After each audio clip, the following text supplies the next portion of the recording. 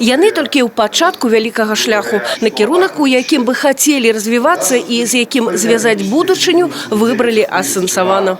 Очень любил со школьных времен географию и биологию. Из-за этого мой выбор пал на природоохранную деятельность, так как это интересная специальность, и в будущем я бы хотел бы заниматься экологией для сохранения окружающей среды.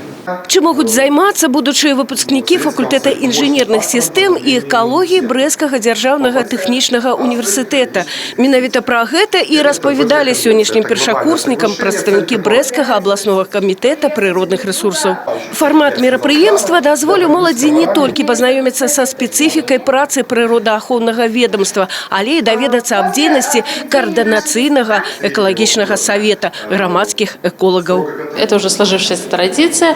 Мы приглашаем студентов технического университета, специальностей, связанных с нашей деятельностью, для того, чтобы познакомить с форматом работы комитета и вручить зачетные книжки. Добрые словы и натхнение на вучобу специалистов Комитета природных ресурсов. Невеликая интеллектуальная викторина для разрадки. Гости продемонстрировали свои веды и эрудицию. Далее уручение заликовок.